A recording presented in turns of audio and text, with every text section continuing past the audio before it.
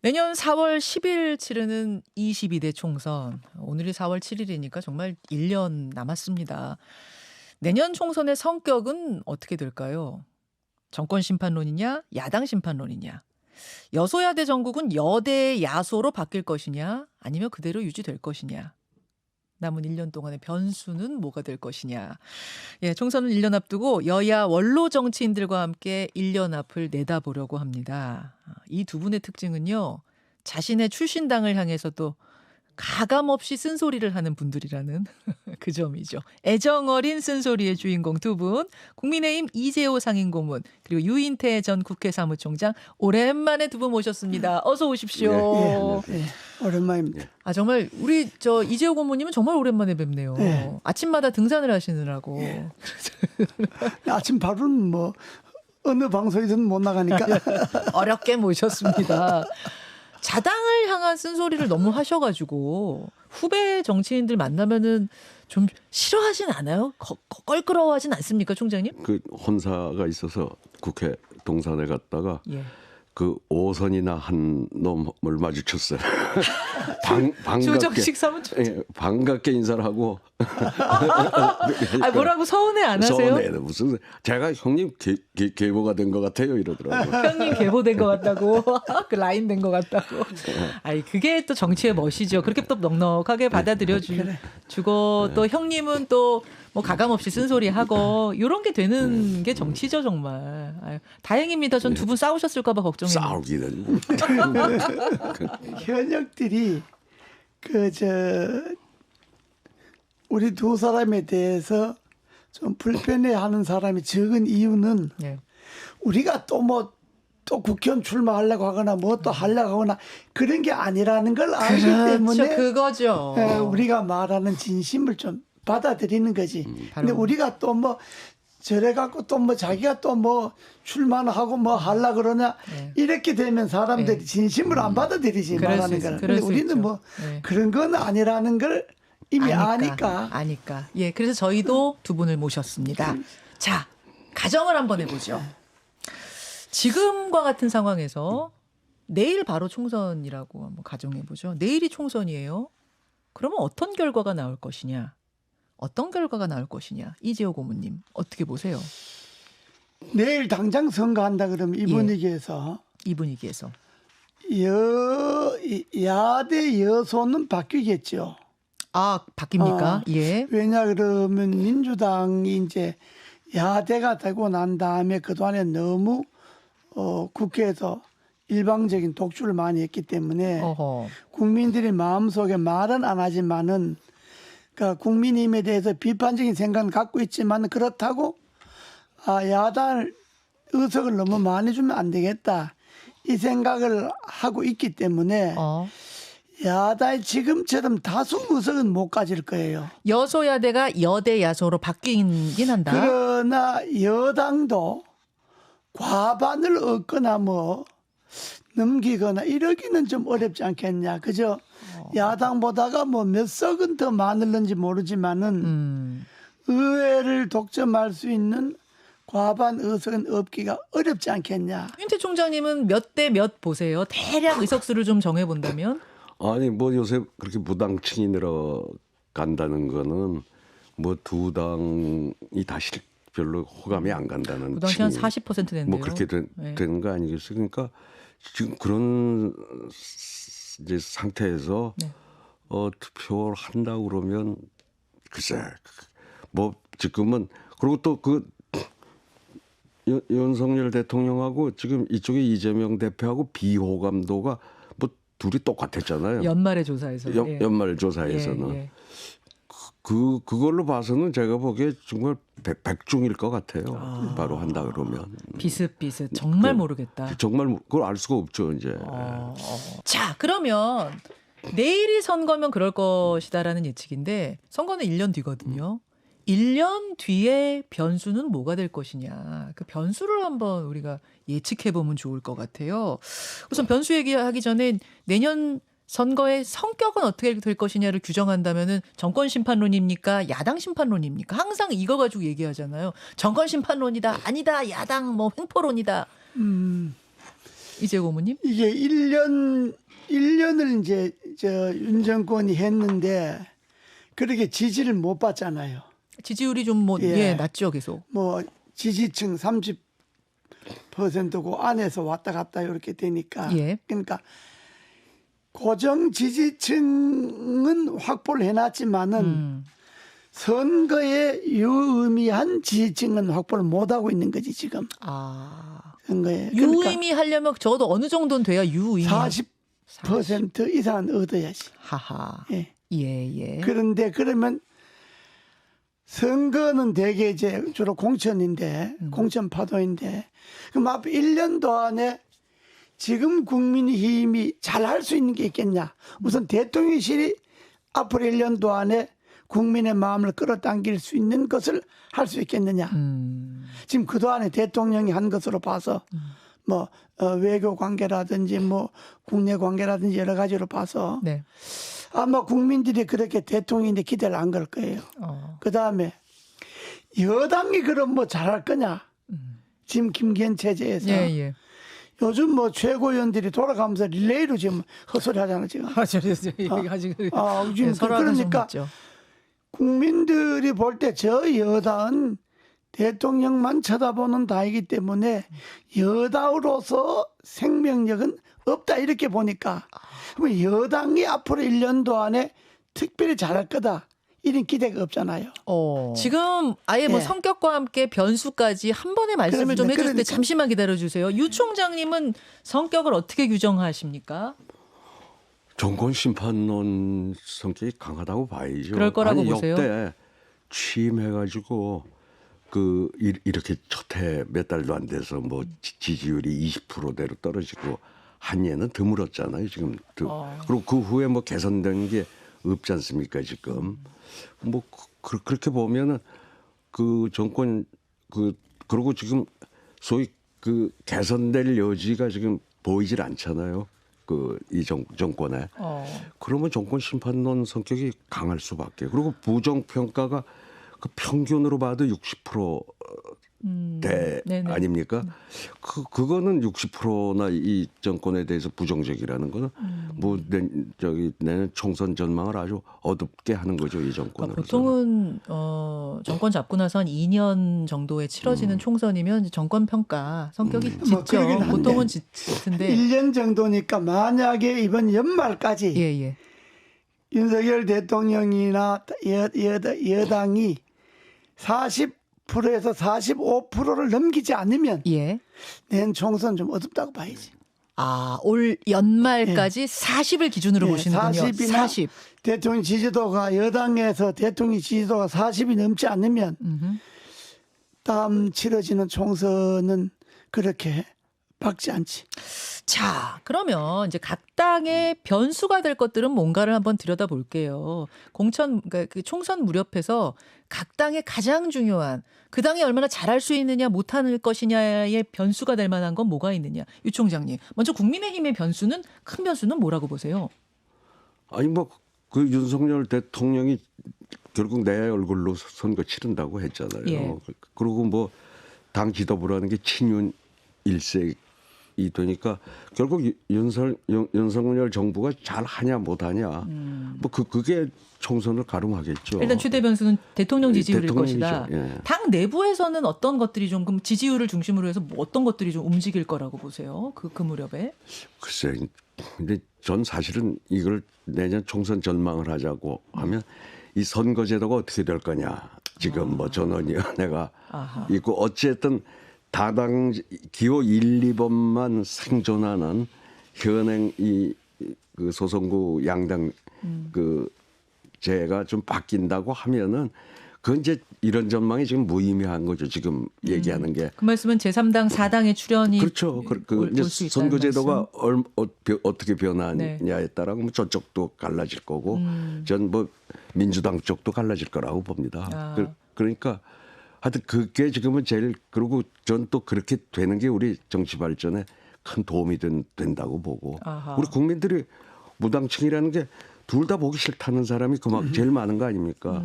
그럼 그 사람들한테 마음에 드는 선택지도 좀 줘야 될 거 아니에요? 그건 선거제도를 바꿔야죠. 만약 선거제도가 바뀌면은 민주당도 갈라지고 국민의힘도 갈라질 가능성이 크다고 보세요. 당연하죠. 당연히 그렇습니까? 당연히 그렇게 그래서 되죠. 가장 큰 변수를 따지자면 그걸 것이다. 그거죠. 근데 지금 뭐 획기적으로 바뀔 가능성이 크지는 않아요. 다만 게다가 김기현 대표가 어제 의원 정수 줄이자라고 공식적으로 또 발표를 한 상황이어서 이거 뭐 중대선거구제니 뭐 뭔가 다당제 출연하고는 좀 더더 멀어지는 것 같아요. 근데 자꾸 김기현 대표도 그렇고 적어도 선거제 문제 임하는 데 있어서는 이건 당론 가지고 하면 안 돼요. 그 국민의힘 안에서도 이해관계가 다 달라요. 예. 아주 편하게 되는 뭐 DK 지역과 예. 험지에서 출마할 사람과 다 다른데 이 문제에 있어서는 그 의원들 개개인의 그 전부 입장을 가지고 임해야 되는데 거기서 뭐 지도부가 뭐 숫자를 줄이자 뭔 안 된다 그렇게 하면은 이거는 처음부터 물 건너가는 거죠. 당론으로 정하기는 어렵겠죠. 이해관계 다 어려운데 국민의힘이 내년 총선에 이기려면 네. 지금 내년 총선을 보는 눈이 현재 국민의힘의 당이 지금 일종의 완전히 그 무색무취한 당이 되어버렸잖아요. 당으로서 여당으로서의 독자성이 없는 것처럼 되어버렸잖아요. 그러니까 이것이 세간에서 말하는 검찰공화국이다. 대통령이 다 한다. 그러니까 대통령이 하는 대로 따라가는 정당이다. 이러다니까 국민의힘은 자생력이 없는 당처럼 돼버리고 또 대통령도 자기 얼굴로 선거 치른다 그랬기 때문에 예. 그런데 이제 그 대통령실에서 진짜 당을 완전히 사장화하는 식으로 공천을 완전히 대통령실에서 거머쥐고 예. 검사 출신이라든지 뭐 하여튼 뭐 대통령실의 공천을 좌지우지 해버리면 예. 내년 선거는 망하는 거고. 망하는 겁니까? 망하는 거고 지금 이제 국민의힘이 윤핵관, 친윤 네. 적어도 지난번에 나경원 의원 쫓아내기 위해서 뭐 40명 서명하고 이렇게 때를 몰아서 왔다 갔다 한 사람도 있잖아요. 예. 이런 사람들은 공천 안 준다. 이건 국회의원으로 자질이 없다. 이거는 당을 완전히 분란시키는 거다. 이런 식으로 해서 획기적으로 예. 쳐내고 그 자리에 좀 좋은 사람들, 양심적인 사람들을 영입해 갖고 예. 당을 그렇게 물갈이를 해버리면 예. 국민들이 볼 때는 그래도 아직 정신이 남아 있구나 하고 힘을 실어줄지 모르지만은 윤심을 강화하거나 윤핵관을 강화하고 거기에 반대되는 비주류 뭐 이준석 패라든지 뭐 유승민 쪽이라든지 뭐 이런 그 비교적 윤과 거리가 가깝지 않는 사람들을 쳐내는 식이고 쳐내고 그 자리에 소위 윤패들을 갖다가 앉힌다면 네. 내년 선거는 망하는 거지. 그러니까 지금 국민의힘이 지금 뭐 웃고 있는지 모르지만은 상당히 용산이 지금 아주 그 저항력이 강하기 때문에 오히려 이것이 내년 총선의 악재가 될 수가 있다 이래 보지. 국민의힘은. 아까 유 총장님 말씀하신 대통령이 총선 치른다고 하지 않았느냐. 대통령 지지율이 되게 중요할 거다라는 거하고 겹쳐지는 이야기인데 결국 대통령이 내가 치르는 총선이니 공천도 내가 영향력을 크게 행사하겠다 하는 식으로 하면서 자기 사람을 심는 식으로 가면 망한다. 되게 여당이 주류가 100% 독식하려고 그러면 안 됩니다. 적어도 뭐 주류를 인정한다 하더라도 뭐 한 6대4 정도 자기네들이 한 6 갖고 비주류를 한 4 정도 준다. 뭐 이렇게 하거나. 아니 근데 지금 분위기로 봐서 이준석 전 대표를 주겠습니까 공천을? 줘야지 당을 위해서는. 줘야지. 자꾸 지금 뭐 얼굴을 막 고개를 흔들면서 꼭 줘야 된다 그러세요? 그야 지역구에서 반이 어떤지 모르지만 예를 들어서 그걸 정치적으로 의도적으로 이준석이 같은 친구는 안 된다.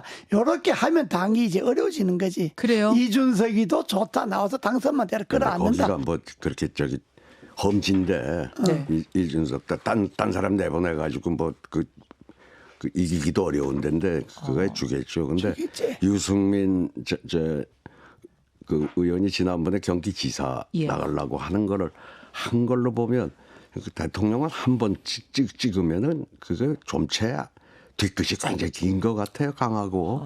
그렇잖아요. 그때 근데 경기도가 좀 그래. 쉽지 않다고 그랬는데 그런데 그렇게 결심하고 나갔으면 사실 그걸 굳이 김은혜 의원을 의원직도 던지게 하고 보궐선거를 치르면서까지 한 거 보면 이제 그게 20대 때 박근혜 대통령 당시를 잘 기억해야 돼. 그때 뭐 180석 된다, 200석 된다 해서 그냥 오만해갖고 소위 반박이나 비박 사람들 다 쳐냈잖아요. 쳐냈죠. 그때 우선 내하고 유승민뿐만 아니라 대표를 잘려 나갔잖아요. 네. 그러고 나서 선거 결과가 어떻게 됐나요? 아주 초라해졌잖아요. 그렇죠. 그러니까 국민들은 그런 걸 싫어하거든. 선거 때는 주류에 반대되더라도 예. 대통령 생각과 반대되는 사람이라도 끌어안고 가는 걸 국민들은 원하는 거지. 2016년에 재판이 되면 망한다 그 말씀이신데요. 지금 그렇게 될 확률도 많지. 근데 유 총장님 말씀은 뒤끝이 있는 스타일이기 때문에 이준석 전 대표나 뭐 이 비윤계한테 줄 가능성이 좀 현실적으로는 적다고 보세요. 그러니까 유승민 의원이 경기지사 나온 걸 갖다가 저렇게까지 한 거 보면은 말하자면 지금 우리 이재호 선배가 예. 얘기한 대로 좀 포용하고 근데 이준석 전 대표가 가는 데는 워낙 험지니까. 노원병은 노원병은 그거는 하나 줄지 모르겠는데. 하나 줄지 모르지만. 다른 사람들. 전체적으로 그렇게 포용하는 이 전략으로 가진 않을 거예요. 그러면 검사들 30명이 준비 중이다, 50명이 준비 중이다, 여의도에 막 소문은 계속 돌잖아요. 그럴 거 수 있다고 보세요. 그러니까 거기 같으면 그럴 걸요. 근데 지금 당이 안 그래도 검사 출신, 경찰 출신 너무 많잖아요, 당에. 아니 지금 대통령이 제일 신임하는 게 이게 정치권에 있던 사람들에 대해서는 기본적으로 불신이 강하고 검찰에 있던 사람들한테 지금 대통령실의 요직은 다 그 사람들이 지금 장악하고 있는 거 아니에요? 근데 이제 변수는 대통령 지지율인데요. 아까 말씀하신 것처럼 대통령 지지율이 높아서 어딜 가나 쉽게 붙는 상황이면 모르지만 대통령 지지율이 낮아서 강세 지역으로 내 인사들, 내 사단을 들여보내는 상황이 돼버리면 이제 그때부터 공천 파동이 일어나는 거잖아요. 그렇죠. 예, 그때부터 이제 문제인 거거든요. 그렇게 되면 이제 충돌이 막 벌어지기 시작하고 그때부터 갈라지니 마느니 얘기 나오고 그렇게 되는 거잖아요. 수도권 지역의 공천을 이제 검사 출신 갖다 박으면 그건 이제 망하는 거지. 망하는 겁니까? 네, 망하는 건데. 한동훈 장관은 송파병에 나올 거라는 소문이 돌았다. 이미 이사를 갔다 이런 얘기까지 나왔다가 본인이 그 소문인데 아니라고 했어요. 한동훈 장관이 자기가 정말 윤석열 정부를 위해서 내가 나가겠다 그러면 서울 강북에 나가야지. 강북 지역에. 험지에. 송파병 이런 데 안 됩니까? 그게 한나라랑 텃밭 비슷도 안 된대. 그건 주면 욕먹지 그는.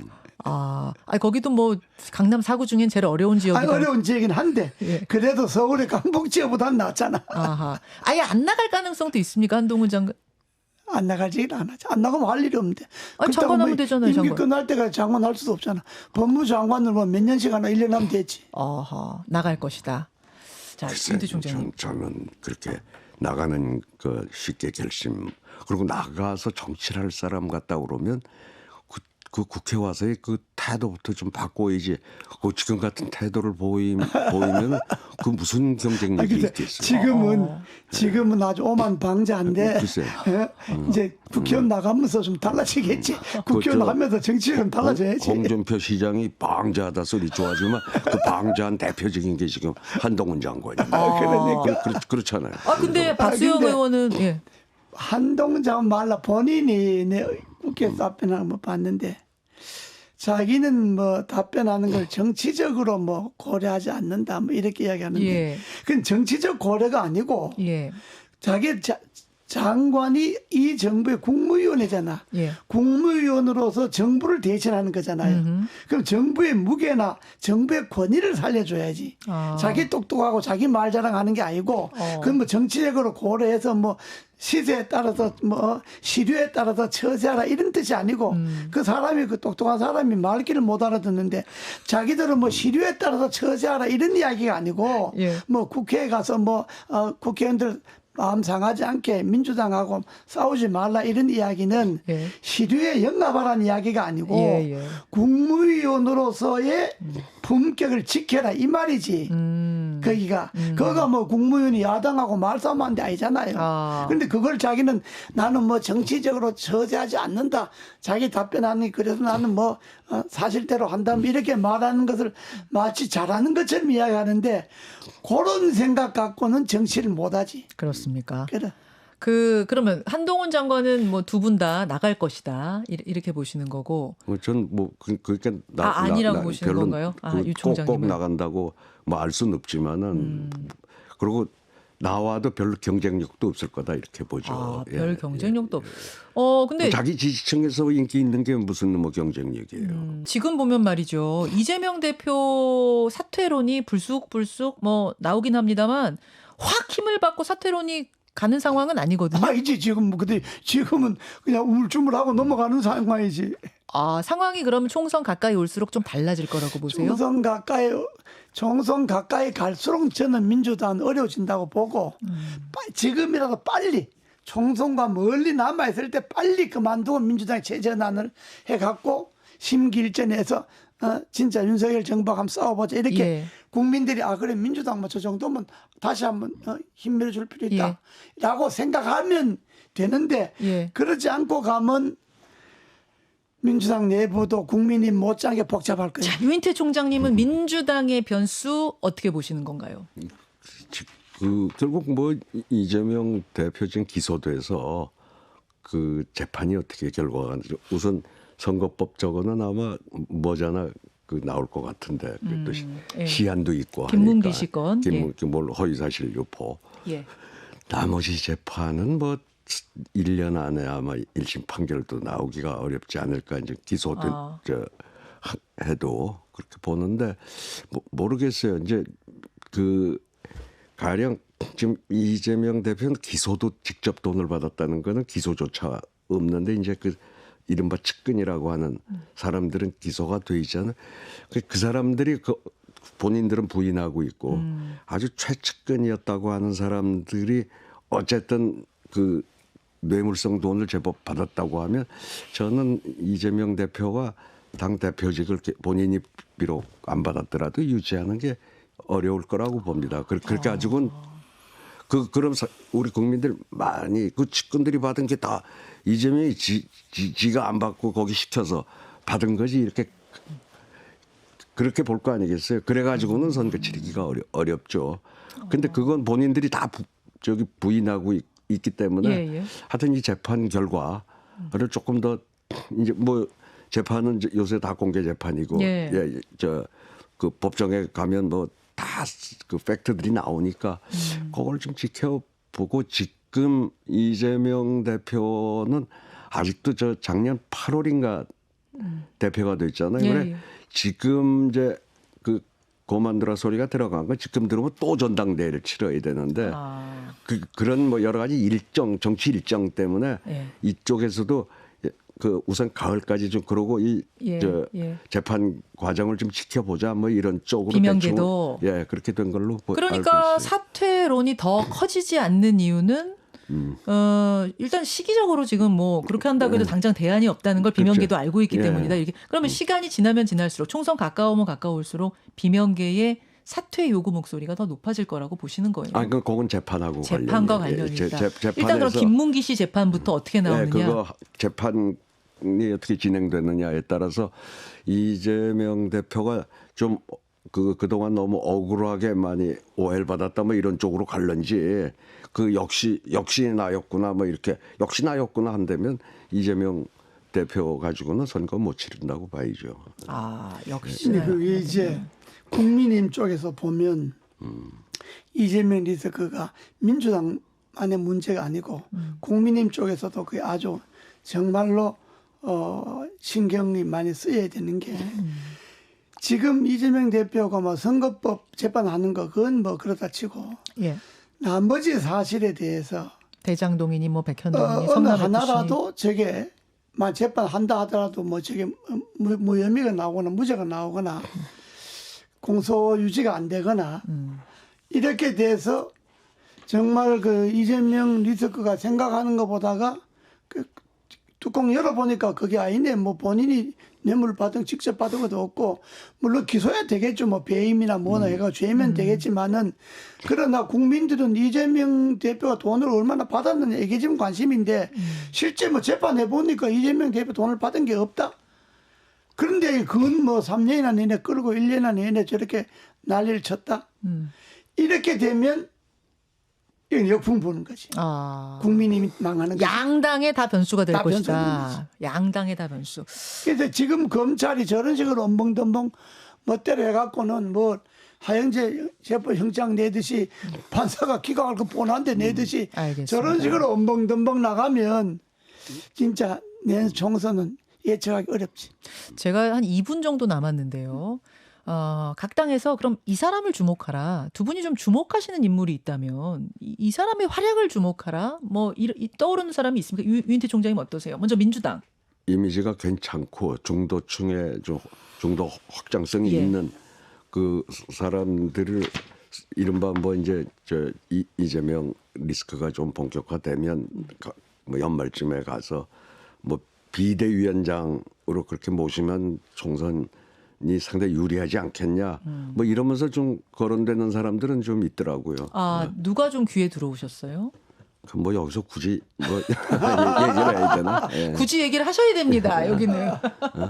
뭐 김부겸 전 총리 얘기하는 목소리들도 좀 있고 뭐 또 뭐 저기 하여튼 어쨌든 그 하면은 저는 할 수 있는 그런 능력과 자질을 갖춘 사람들은 많이 있다고 봐요, 후보군들. 그러니까 이재명 대표 체제로 쭉 간다면은 뭐 그런 이제 중도에 어필할 수 있는 인물이 선대위원장, 선대본부장 할 수 있는 거고 체제가 바뀌어서 비대위 체제가 된다면 그런 분들이 비대위원장이 어떻겠느냐 이런 뭐 말씀. 그런 얘기들은 좀 하대요. 이고문님 어떻습니까?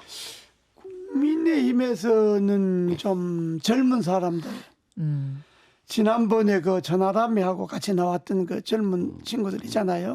천하용인 팀의 젊은 사람들 중에서도 아주 이거 이제 싸가지 없는 애들이 있고 그런 애들은 뭐 정치 키우기가 그렇고 그러니까 비교적 좀 제대로 정치적으로 제대로 훈련되고 교육받은 젊은 층들을 전면에 내세우면 국민이 그러고 친윤이나 윤핵관 쪽을 대대적으로 물갈이하고 그렇게 하면 아마 좀 바람이 일 수가 있지. 그렇지만은 기존에 있는 사람 갖고 요 사람 여기 저 사람 저기 뭐 이렇게 해갖고는 크게 신선미가 없고 젊은 사람들을 앞에 확 내세워서 젊은 층의 마음 잡아야 할 것이다라는 조언까지 지금 해주신 거예요. 그게 뭐 젊은 층의 마음보다가 당을 좀 새로운 이미지를 줘야 연세 든 분들도 당이 뭔가 좀 바뀌구나 이런 생각을 하게 되니까. 그게 대선 전략이었던 거잖아요. 그러니까 그렇게 좀 하면 되는데 글쎄. 별로 그럴 것 같지 않죠.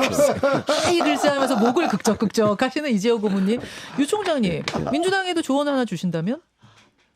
그러니까 전 지금 오늘 사실은 솔직히 말해서 이 선거제가 좀 다당제가 되는 선거제도로 제도가 바뀌어서 민주당도 갈라지고 저쪽도 갈라져서 우리 국민들에게 좀 선택지를 좀 많이 주는 그것만이 지금 바라고 있기 때문에 별로 흥미가 없어요. 지금 민주당이 어떻게 되고 갈라지라는 조언을 주시네요. 오늘 방송은 이 체제가 유지될 때 이 선거제가 유지될 때 하는 이야기였고 이제 뭐 전원내에서 선거제가 혁명적으로 바뀐다거나 뭐 하고 나면 그땐 또 대담을 따로 다시 해야지.